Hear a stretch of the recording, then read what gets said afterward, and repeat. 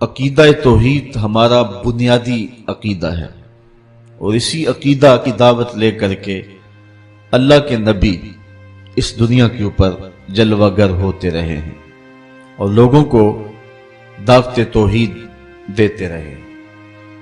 یہ بات ذہن نشین کر لیں، ہمارے بنیادی عقیدے تین ہیں: عقیدہ توحید، عقیدہ رسالت اور عقیدہ آخرت۔ توحید ایک زندہ قوت ہے جو قوموں کے اندر ایک حرارت پیدا کرتی ہے، ممولے کو شباز سے لڑا دینے کی ہمت دیتی ہے، اور ایک تنہا شخص ہزاروں لاکھوں کے مقابلے میں پوری قوت کے ساتھ کھڑا ہو جاتا ہے۔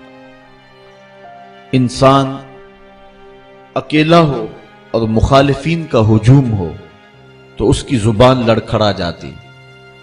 انسان فطرتاً کمزور ہے، خلق الانسان ضعیفا، لیکن توحید کا اجالا جب من میں سویرا کرتا ہے تو پھر اللہ لہجے میں بھی بانک پن عطا کر دیتا ہے۔ اس عنوان کے ساتھ ہم حضرت سیدنا ابراہیم علیہ السلام کے لہجے کو ملاحظہ کر سکتے ہیں۔ جب بابل شہر میں نمرود کی جھوٹی خدائی کا ناقوس بج رہا تھا اور شہر کے ہر دروازے پر اس کے ہم شکل بت رکھے گئے تھے، اور جو شہر میں داخل ہوتا اس کے لیے لازم تھا کہ اس بت کو سجدہ کرے، اور اگر وہ سجدہ کر کے نہیں گزرتا تھا تو اس نے سسٹم ایسا رکھا تھا کہ گھنٹیاں بجنے لگ جاتی، اس لیے چاروں ناچار ہر شخص کو اس کے بت کے آگے سجدہ ریز ہونا پڑتا تھا۔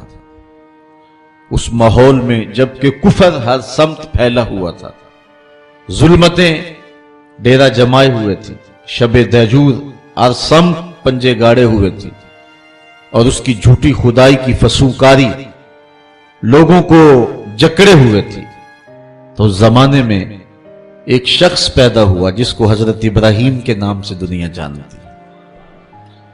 آپ نے نہ صرف نمرود کی جھوٹی خدائی کا انکار کیا، بلکہ انہوں نے جو جھوٹے خدا بنا رکھے تھے ان سب کا انکار کر کے پوری عظیمت اور پوری جرأت کے ساتھ کھڑے ہو کر کے دنیا کے سامنے توحید پرستوں کی جو تصویر پیش کی ہے وہ انوکھی بھی ہے، البیلی بھی ہے، جرأت افزا بھی ہے، اور باطن کو جلا دینے والی بھی۔ آئیے سورہ الانبیاء اٹھا کر کے دیکھتے ہیں۔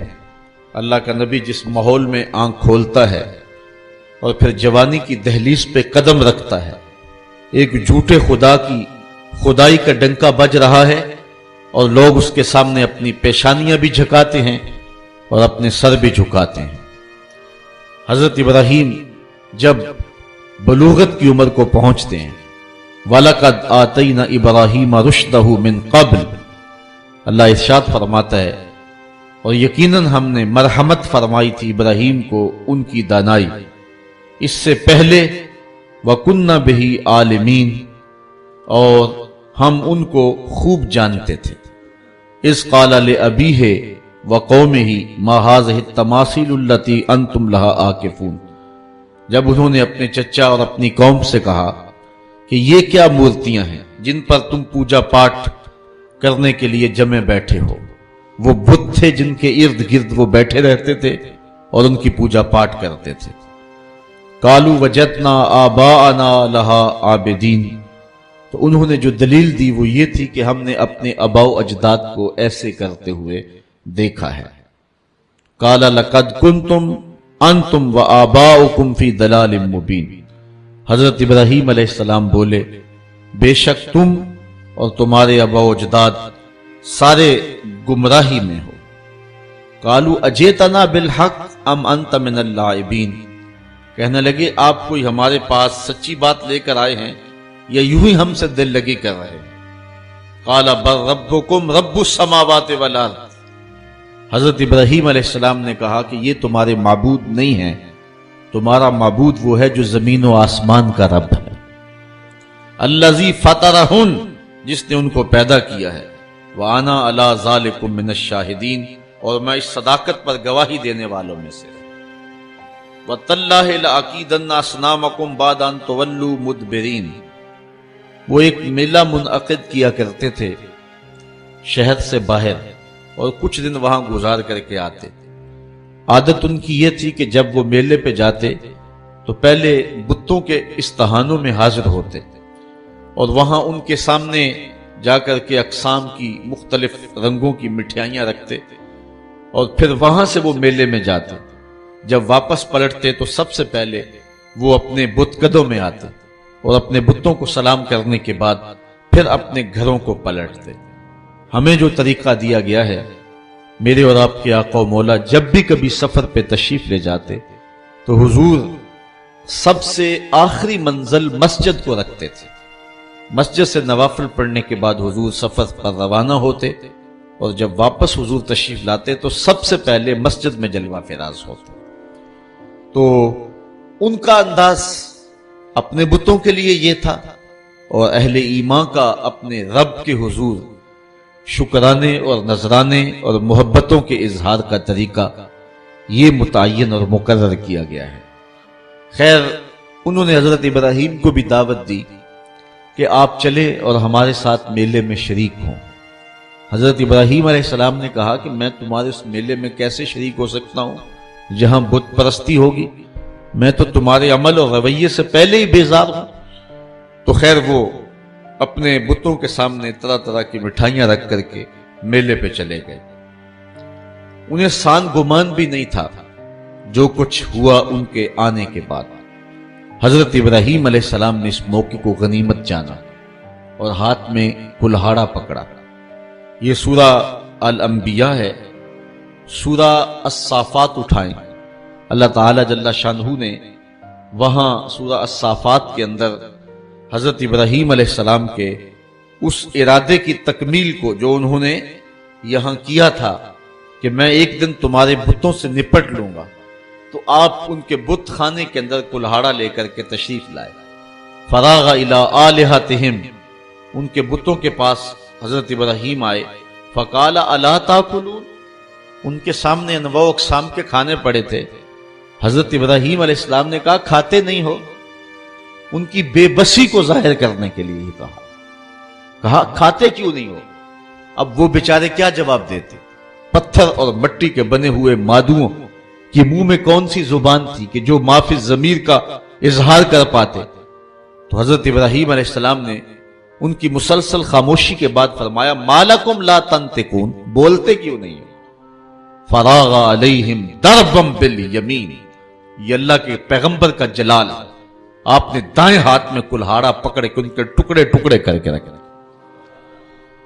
کسی کا کان کاٹ دیا، کسی کا سر کاٹ دیا، کسی کی ٹانگیں توڑ دی اور کسی کے بدن کے حصے بکھرے کر دیے، کسی کا ویسے ہی کچھ نہ چھوڑا، اس کے بالکل ٹکڑے کر دیے، بجری بنا کے رکھ دیے۔ لیکن ان کا جو بڑا بت تھا اس استحان کے اندر، اس کو کچھ نہ کہا اور کلہاڑا اس کے کندھے پہ رکھ دیا۔ اب قرآن مجید میں یہاں سورہ انبیاء میں جو اس واقعہ کو بیان کیا ہے وہاں انداز دیکھیے۔ آپ نے فرمایا وَتَاللَّهِ لَأَكِيدَنَّ أَصْنَامَكُمْ بَعْدَ أَن تُوَلُّوا مُدْبِرِينَ، جب تم پلٹ کے پیٹھ پھیرتے ہوئے آؤ گے تو میں تمہارے بتوں کے ساتھ جو ہے کوئی سلوک کروں گا، ان کا بندوبست کر لوں گا۔ فَجَعَلَهُمْ جُزَازًا، تو پس آپ نے ان کو ریزہ ریزہ کر ڈالا۔ الا کبیر اللہ، لیکن جو ان کا بڑا بت تھا حضرت ابراہیم علیہ السلام نے اس کو کچھ نہیں کہا۔ یہ نہیں کہ اس پر غصہ نہیں تھا، بلکہ ایک حکمت تھی، اس قوم کو رسوا کرنا تھا اور اس قوم کو لاجواب کرنا تھا، ان کے سامنے ان بتوں کی حیثیت رکھنی تھی۔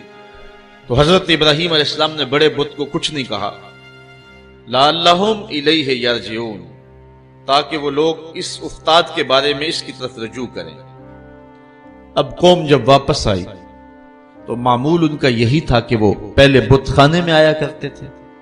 جب وہ بت خانے میں داخل ہوئے تو عجیب تماشا دیکھا کہ جن بتوں سے وہ مرادیں مانگا کرتے تھے، جن سے بارش کی دعائیں کیا کرتے تھے اور جن کے ساتھ ان کی حکومت، سیاست، ان کا معاش، ان کی معاشرت وابستہ تھی، ان کے حصے بکھرے پڑے ہوئے دیکھے اور ان کی ٹانگیں ٹوٹی ہوئی دیکھی تو بہت پریشان ہوئے. قالوا من فعل هذا بآلهتنا انه لمن الظالمین. کہنے لگے ہمارے ان خداؤں کے ساتھ یہ سلوک کس نے کیا ہے؟ جس نے یہ کام کیا ہے وہ ظالموں میں سے. غصے سے پیچو تاب کھانے لگے کہ برا حال ہوا ہے، دھڑن تختہ کر کے رکھ دیا اور ان کے جسم کے ٹکڑے بکھرے ہیں بت خانے کے اندر، مٹھائیاں بکھری ہوئی ہیں، پلیٹیں بکھری ہوئی ہیں. تو کہنے لگے یہ کسی نے بہت برا کیا، سخت ظلم کیا، زیادتی کی ہے. قالوا سمعنا فتى يذكرهم يقال له ابراہیم. کہنے لگے چند آدمیوں نے ان لوگوں میں سے کہا ایک نوجوان کو سنا ہے جو ان بتوں کا ذکر برائی سے کرتا ہے، اس کا نام ابراہیم. ورنہ اس بھرے ماحول میں ان بتوں کے ساتھ یہ سلوک بھلا کون کر سکتا ہے؟ ان بتوں کی ہیبت سے سارے خائف ہیں. ایک بندہ ہے اس پورے معاشرے کے اندر جو جرأت کے ساتھ ان بتوں کے خلاف بولتا ہے، اس کو ابراہیم کہتے ہیں. یہ سب کچھ اسی کا کیا دھرا ہوگا. قالوا فاتوا به على اعين الناس لعلهم يشهدون.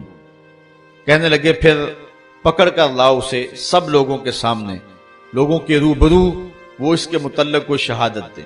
جن لوگوں نے اس شخص کو ابراہیم کو ان بتوں کی برائی بولتے ہوئے دیکھا ہے وہ کہیں کہ واقعی یہ بتوں کا مخالف ہے اور یہ الزام ہم اس پہ لگائیں کہ اس نے یہ کیا ہوا ہوگا اور پھر اس کو سزا دیں.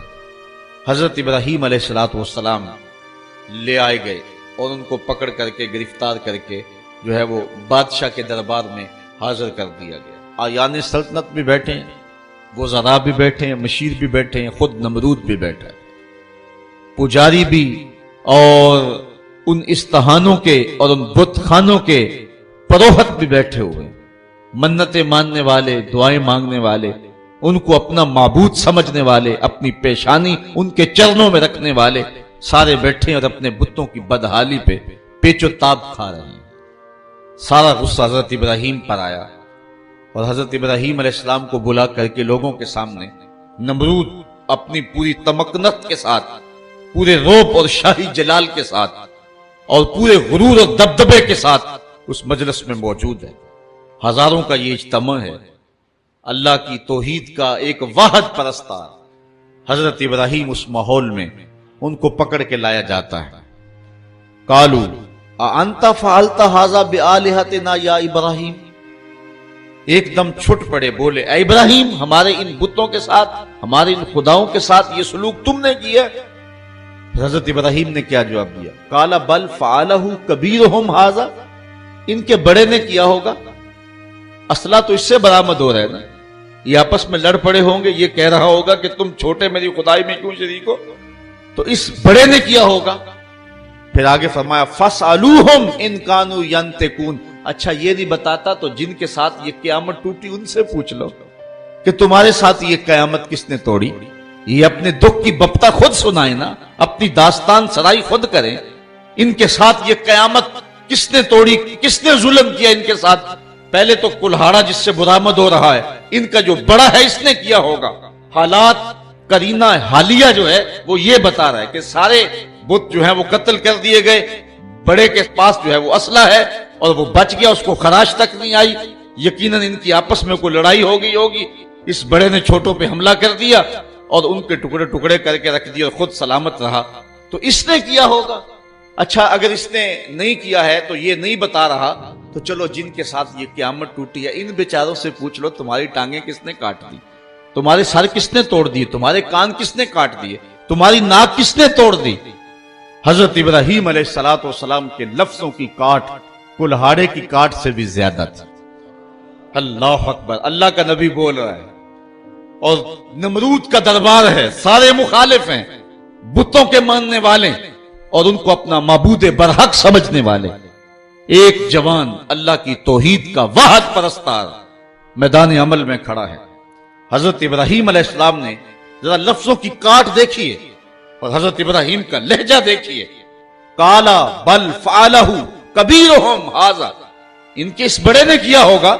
فاسألوہم. اب کوئی وقفہ دیے بغیر، فا تاکیدیہ ہے اور ثم اور فا میں فرق یہ ہے کہ جب سما بولا جاتا ہے تو اس میں تاکید فی الفور نہیں ہوتی، اور جب فا عربی میں بولا جاتا ہے تو اس میں تاکید فی الفور ہوتی ہے، یعنی ان کو وقفہ دیے بغیر ایک حملے کے اوپر دوسرا حملہ کیا، فَسَأَلُوهُمْ، ان سے پوچھ لو، اور پھر بتوں کی بے بسی کو بھی ساتھ بیان کر کے فوراً کہا ان کانوا ینطقون، اگر یہ بولتے ہیں تو اپنے دکھ کی کہانی بیان کریں، اپنے درد اور اپنے دکھڑے کو بیان کریں کہ یہ قیامت ان پر کس نے توڑی ہے۔ فَرَجَعُوا إِلَىٰ أَنفُسِهِمْ، پھر وہ اپنے اندر پلٹے، ضمیر تو ہوتا ہے، اندر سے آواز تو آتی ہے، پھر وہ اپنے ضمیر کی طرف پلٹے، فَقَالُوا إِنَّكُمْ أَنْتُمُ الظَّالِمُونَ، اور پھر بولے بے شک تم خود ہی ظالم ہو۔ ان سے توقعات وابستہ کیے ہوئے ہو جو اپنے وجود کی سلامتی اور اپنے وجود کی بقا کی ضمانت بھی نہیں دے سکتے، اور پھر ان کے اوپر حملہ آور ہو تو دفاع بھی نہیں کر سکتے، دفاع تو دور کی بات ہے، اپنے دکھ کی کہانی بھی نہیں سنا سکتے، ان پر ظلم کس نے کیا اس بپتا کو بھی نہیں کہہ سکتے، تو جو اتنے مجبور اور اتنے بے بس ہیں تو وہ تمہیں کیا دے گی۔ ایک دم وہ اپنے اندر پلٹے، ضمیر اندر سے گھنٹیاں بجانے لگا۔ ابراہیم کھڑے ہیں اور اللہ کی توحید کا پیغام دے رہے ہیں، وہ اپنے اندر جھکے اور کہا کہ تم خود ہی ظالم ہو۔ ثم نکسوا علی رؤوسہم، پھر وہ اوندے ہو کر پلٹ گئے، اندر کی ظلمت، اندھیرا اور ان بتوں کا وہ پیار جو ان کے اندر رچا بسا تھا، پھر وہ دوبارہ پلٹے اور حضرت ابراہیم سے مخاطب ہو کے کہا لقد علمت ما هؤلاء ينطقون، لجاجت تھی لہجے میں، بانک پن نہیں تھا، چونکہ جھوٹ کے لہجے کے اندر جو ہے وہ کڑک نہیں ہوتی، کھنک نہیں ہوتی، اس لیے لجاجت کے لہجے میں بولے ابراہیم تو جانتا ہے یہ بیچارے بولتے نہیں۔ بس ان کے یہ کہنے کی دیر تھی کہ اللہ کا نبی اٹھ کے کھڑا ہو گیا۔ اب سنو حضرت ابراہیم علیہ السلام کے لہجے کا بانک پن دیکھیے۔ قرآن مجید میں توحید کے عنوان سے حضرت ابراہیم کی تقریر کے یہ لفظ جو ہیں، ذرا ان لفظوں کی کاٹ دیکھیے اور الفاظ کی اٹھان دیکھیے، ابراہیم علیہ السلام کے لہجے کا حسن دیکھیے، اور پھر قرآن کا معجزہ دیکھیے۔ میرے پاس وہ لہجہ نہیں ہے کہ ان لفظوں کو اس انداز سے پڑھ سکوں کہ وہی کے پڑھنے کا جو طریقہ اور سلیقہ اہل زبان رکھتے ہیں، لیکن میرے ٹوٹے ہوئے لہجے کے اندر بھی آپ ان لفظوں کا حسن ملاحظہ کر سکیں گے کہ کس قدر اللہ کے نبی حضرت ابراہیم علیہ السلام کھڑے ہو کر کے اللہ کی توحید پر گفتگو کر رہے ہیں، اور یہ موقع حضرت ابراہیم تلاش کر رہے تھے، اور یہ سارا جو کچھ کیا تھا اس موقع کو پیدا کرنے کے لیے حضرت ابراہیم نے کیا۔ اب حال یہ ہے کہ نمرود بھی بیٹھا ہے، اس کے آیان سلطنت بھی بیٹھے ہیں، وزراء مشیر بھی بیٹھے ہیں، حکمران طبقہ بھی بیٹھا ہے، عوام بھی بیٹھے ہیں، پروہت بھی بیٹھے ہیں، پجاری بھی بیٹھے ہیں، سارے بیٹھے ہوئے ہیں۔ اور حضرت ابراہیم علیہ السلام جب حجت پوری کر لی اور ان کو کہا ان سے پوچھ لو، بڑے نے کیا ہوگا، اچھا یہ بولتے ہیں تو ان سے سوال کر لو، تو وہ اپنے ضمیر کی طرف لوٹے اور پھر پلٹ آئے دوبارہ گمراہی کی طرف۔ لہجے میں جو ہے وہ توتلا پن تھا، رک رک کے کہہ رہے تھے، لجاجت تھی، ٹپک رہی تھی لہجے کے اندر، بے بسی تھی، حکمران ہونے کے باوجود اتنا طبقہ ایک تنہا شخص سے مخاطب نہیں ہو رہا اور آنکھیں ملانے کے قابل نہیں ہے، جھکی نظریں ہیں، زبان بل کھا رہی ہے، لجاجت ہے، پیشانی اور بدن پہ پسینہ چھوٹا ہوا ہے، اور کفر کے یہ سرغنے لجاجت برے لہجے میں کہتے ہیں لقد علمت ما هؤلاء ينطقون، ابراہیم تو جانتا ہے یہ بیچارے بولتے تو نہیں، ان سے کیا پوچھیں، یہ تو بولتے نہیں ہیں۔ بس یہ کہنے کی دیر تھی، اللہ کا نبی کھڑا ہوا۔ اب سنو حضرت ابراہیم کا لہجہ۔ قال افتعبدون من دون اللہ ما لا ينفعكم شيئا ولا يضركم اف لكم ولما تعبدون من دون اللہ افلا تعقلون۔ حضرت ابراہیم علیہ السلام نے فرمایا ان کو پوچھتے ہو اللہ کے علاوہ جو نہ نفع دے سکے نہ نقصان پہنچا سکے۔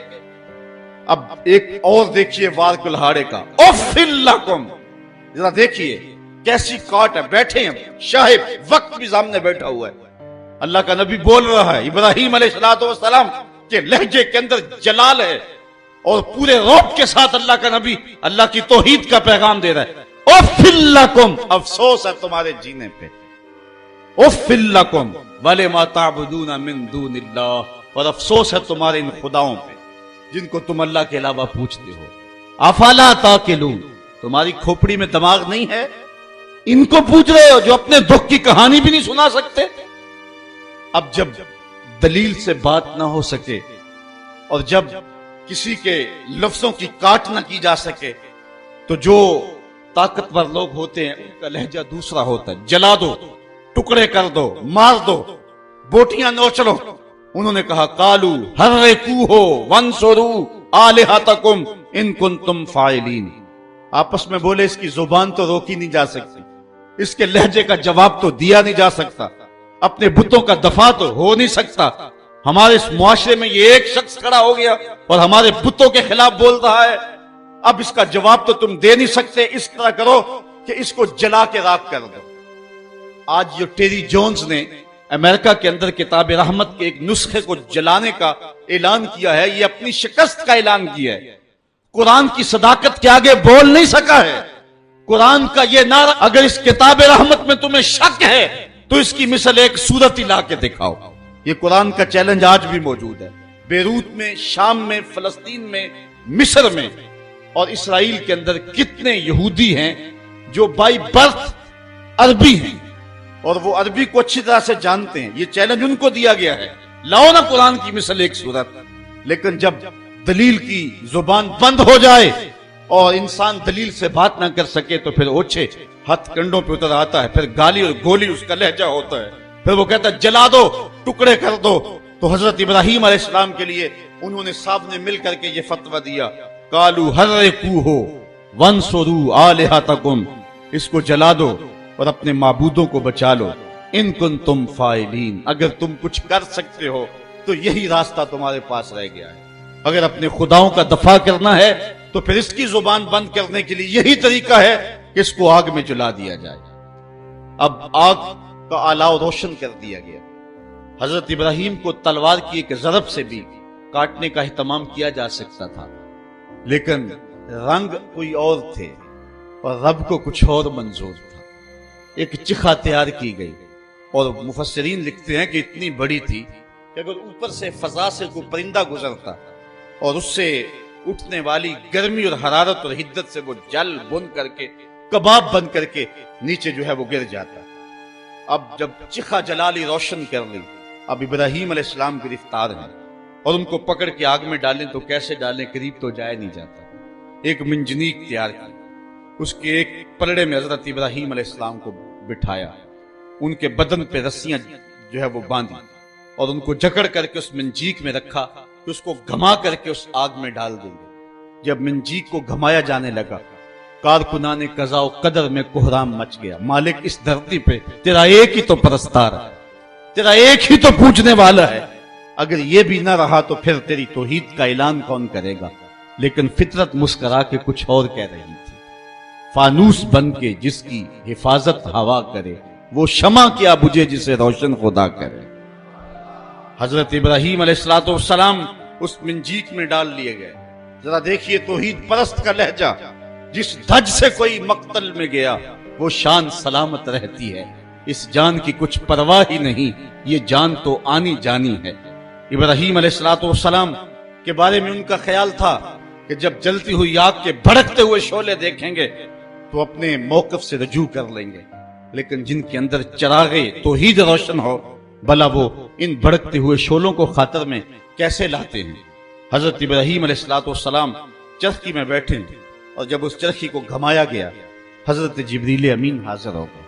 عرض کہی، اے ابراہیم، میں اللہ کے ہاں قرب خاص رکھتا ہوں اور میرا آنا جانا سدرہ تک ہے.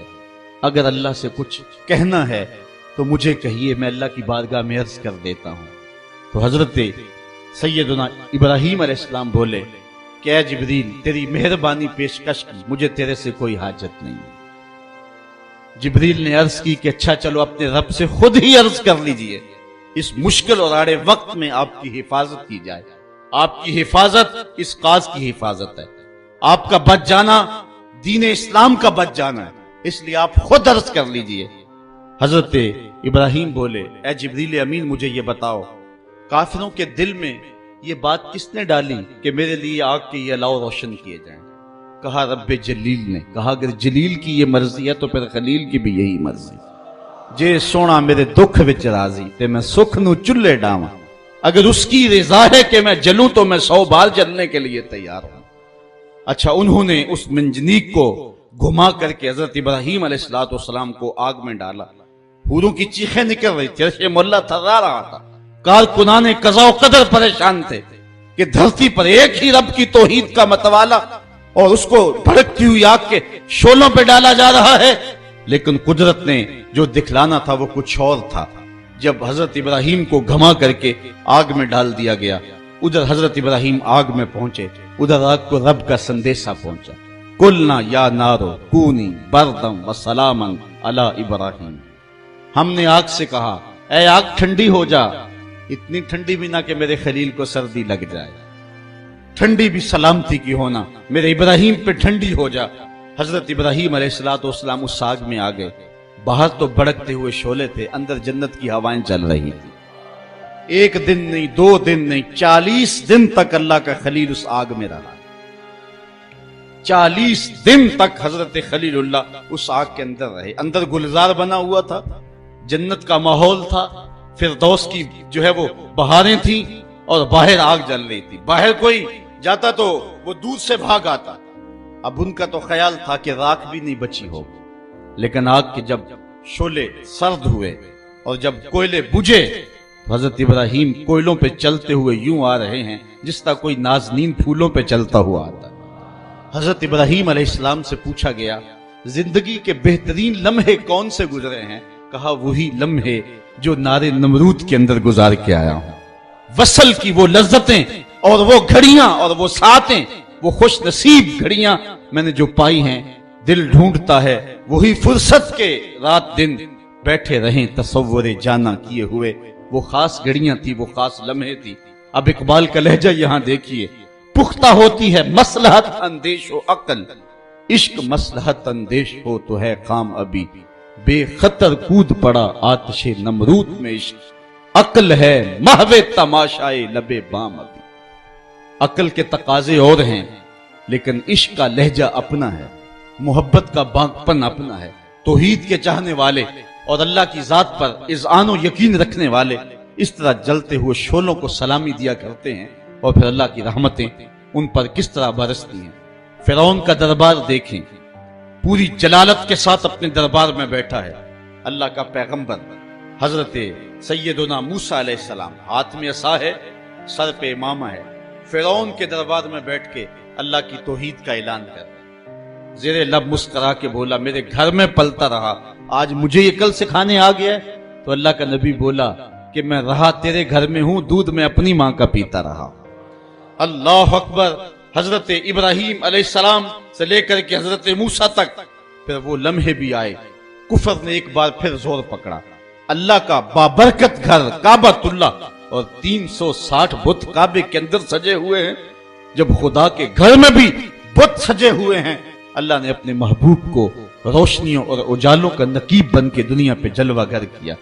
پھر حضور کھڑے ہوئے، مخالفتوں کے وہی طوفان، نکتہ چینی کی وہی آندیاں، حالات کے وہی جبر اور مشکلوں کے وہی جکڑ، راستے میں بچھے ہوئے کانٹے، کھدے ہوئے گڑے، طائف کے بازار، مکے کی گلیاں، ابو لہب بھی ہیں، ابو جہل بھی ہیں، عقبہ بن ابی معیط جیسے ظالم لوگ بھی ہیں۔ یہاں ایک فرعون یا ایک نمرود نہیں ہے، یہاں درجنوں فرعون اور درجنوں نمرود جو ہیں وہ مقابلے میں کھڑے ہیں۔ حضور علیہ السلام کے شفیق چچا حضرت ابو طالب، ان سے کہا جاتا ہے آ کر کے کہ آپ اپنے بھتیجے کو روک لیں، اور یہ اتنے لوگوں کے ساتھ کیسے ٹکر لے گا؟ تو ان کے دل میں بھی جب بات آئی تو اپنے بھتیجے کو بلا کر کے کہا میرے ناتواں کندھوں پہ اتنا بوجھ نہ ڈالو جس کو میں اٹھا نہ سکوں۔ تو حضرت نبی رحمت صلی اللہ علیہ وسلم نے جب اپنے چچا کو بھی اپنی حمایت سے دستبردار ہوتے ہوئے دیکھا تو آنکھوں میں آنسو آ گئے، اور کہا کہ چچا تمہاری مرضی، رہی بات میری، واللہ لو وضع الشمس فی یمینی والقمر علی یساری، اگر یہ میرے دائیں ہاتھ میں سورج رکھ دیں، بائیں ہاتھ میں چاند رکھ دیں، کونین کے خزانے میرے قدموں میں ڈھیر کر دیں، میں تب بھی اللہ کی توحید کا اعلان کرتا رہوں۔ یا تو اس راستے کے اندر اپنی جان دے دوں گا اور یا پھر اس امر کو غالب کر کے رہوں گا۔ تو انہوں نے کہا یا ابن اخی کل ما اجبتا، اے میرے بھائی کے بیٹے جو دل میں آتا ہے کہو، میں تمہارے ساتھ ہوں۔ وہ عزیمتوں کی یہ داستانیں اور یہ بانکپن اور یہ انداز اللہ کے بندوں کا